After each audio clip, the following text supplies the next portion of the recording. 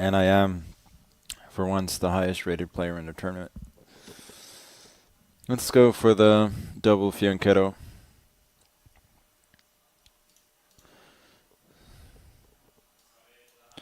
Something I've played a lot. Usually not necessarily via this move order.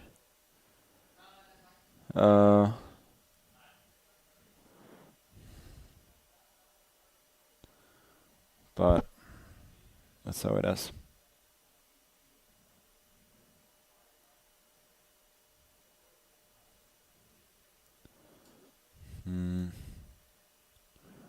What's happening here? D5 looks like a good move. Feels like he's kind of misplaced his pieces a bit.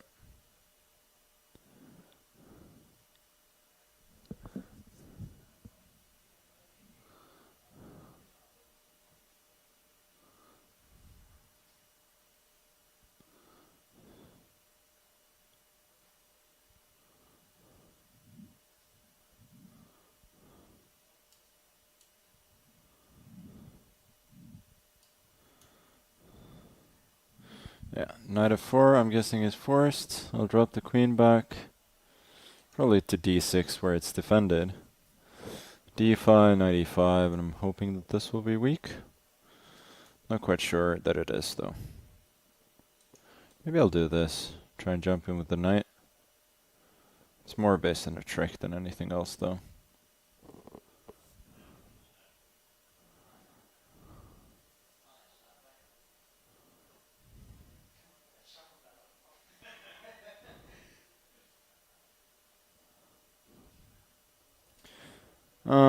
Well that looks like a free pawn to me. Now with the queen on d6, with the queen on d7 this would have been a playable move since he could take, and then e3 with a pin. But now this is not a real pin because the queen is protected on d6 by both pawns, so I just win a pawn for nothing.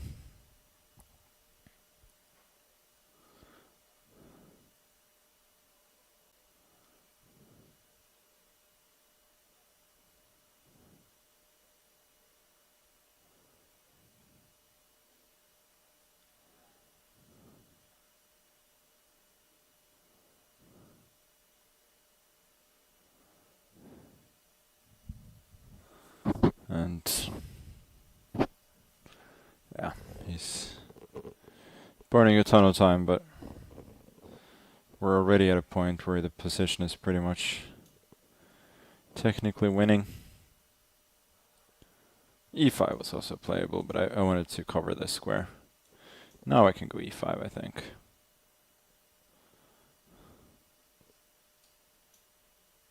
Here, probably cd.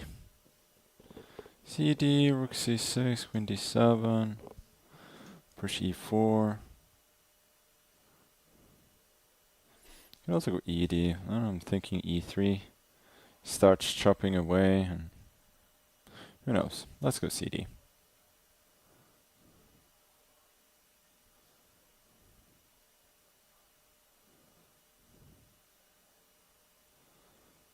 Yeah, I think we continue to push.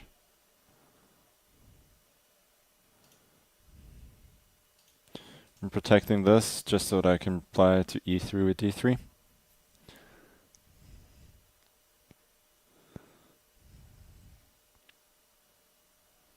A little centralization doesn't really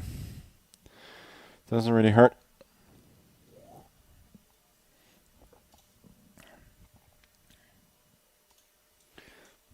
Speaking of centralization, more of it. He does get an active rook, but that's also just about it. The rest of the position is under my control, but you know, he can still fight. Just hinting at x-rays against the rook, also maybe preparing to activate my king or something like that.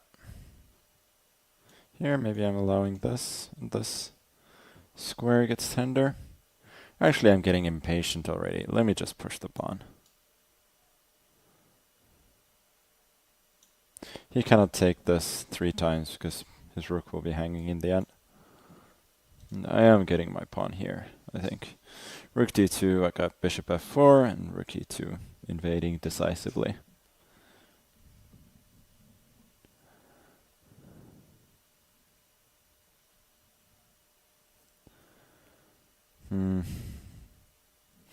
That's a good try. Again, hinting at this square, but since I have not weakened it with h5, I think I can just stop it.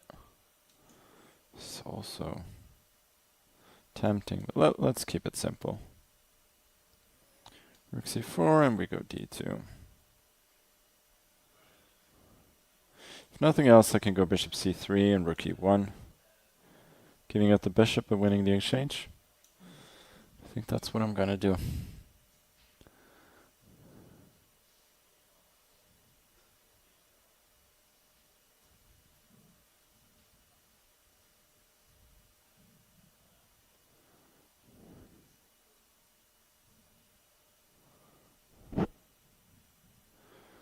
And yeah, there's just no way to defend against this threat.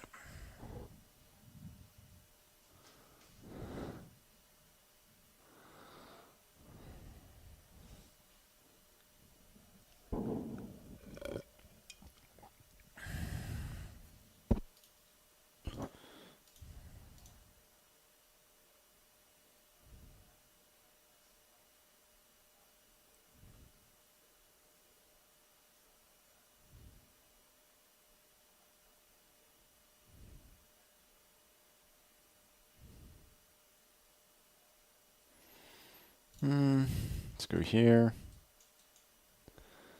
Also this, maybe I go rook b2. The other rook just to keep control. Yeah, this is just... Oops, actually this feels even cleaner.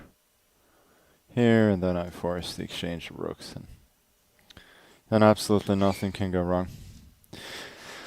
Okay, so we got a game break coming.